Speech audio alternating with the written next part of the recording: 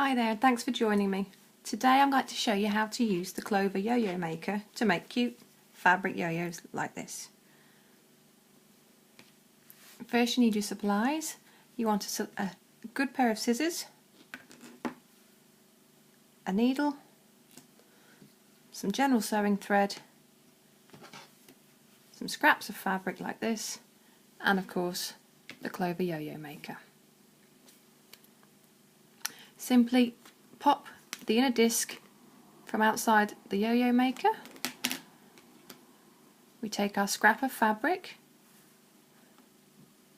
I'm using charm squares here because they fit perfectly inside the orange yo-yo maker, which is the large size.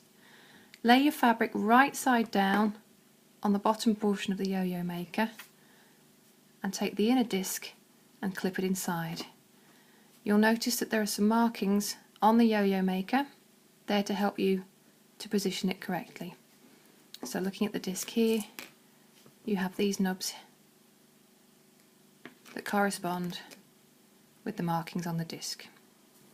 Okay, so we lay our fabric scrap right side down on the outer portion of the disc, take the inner portion and just clip it in, just looking to see whereabouts those markings are. Go, and just clip it in. And I'm going to take my scissors and just trim off the excess. I don't want to trim off too much because I do want to leave a bit of a seam allowance, but don't have to be too accurate here either. We're just going to trim away this fabric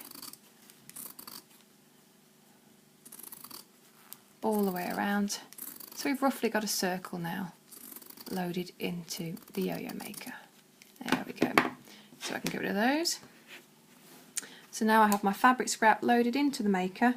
I'm going to take my thread. I want a reasonably long piece of thread, about 18 inches long. You want to make sure you use a good, strong thread. I'm using a Presencia thread here. This is the 60 weight, which is very fine, but because it's a 3-ply, it's very strong. Okay.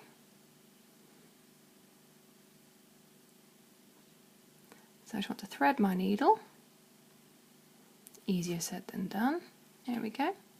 And I want to take a knot at the end of my thread. Easiest way to do this is to get your thread tail, hold it against the needle and just wrap that tail around the needle 3 or 4 times. And then we're just going to push that all the way down over the eye of the needle and right to the end of our thread. And there we go. A nice knot at the end there. Okay, so to start stitching, I'm going to take my yo-yo maker, I'm going to fold over the seam allowance, and I'm going to take my first stitch next to one of the markings on the upper disc. You'll notice on this side we've got little openings. This is where we take our running stitches. So going back to this side, you can see on this side that's where my needle is going to go in. So I'm just going to fold that over. Always working from the back side of the yo-yo maker. If I turn it over now, you can see I need to take my next stitch, it's going to go through here. And I'll just proceed to work all the way around my yo-yo maker, folding over that seam allowance as I go. Take my running stitches all the way around.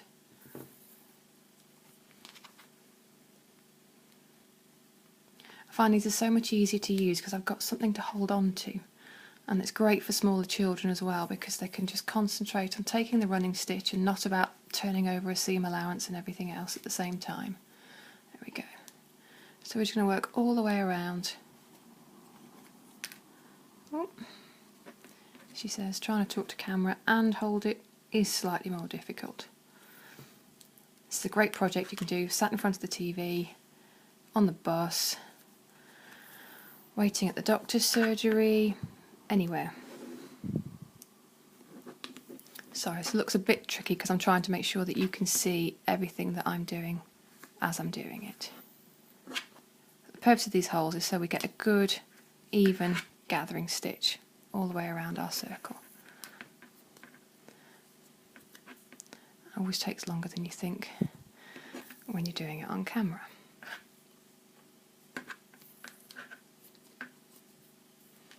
Oh.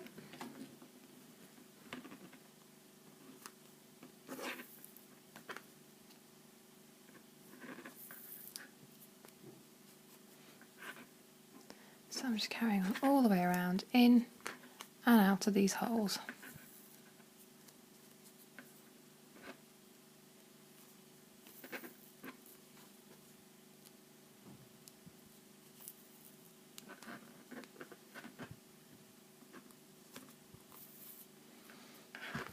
Go and pop the kettle on if you like, make a cup of tea while I do this bit.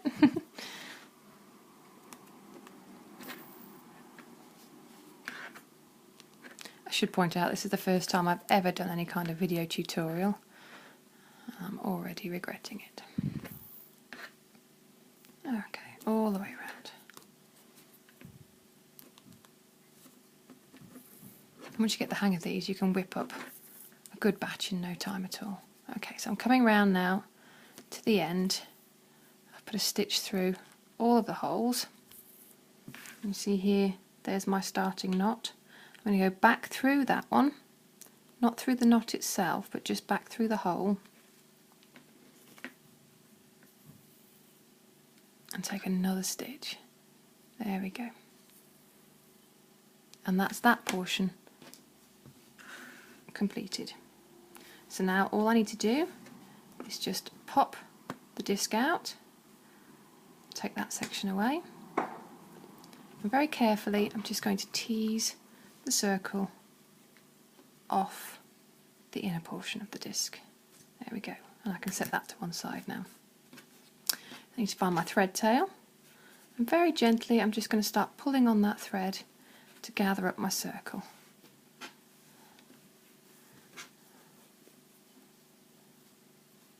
See, it's starting to form the yo-yo, or Suffolk puff is another name. Get a nice pull, nice and tight.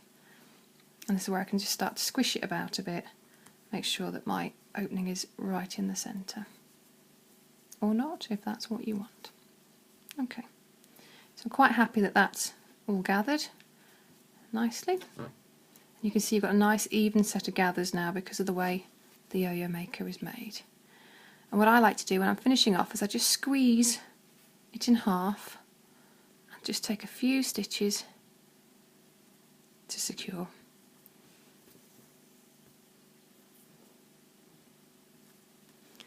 Obviously you would use a thread that ties in with your fabric, but I'm doing it this way hopefully so you can see it a bit better.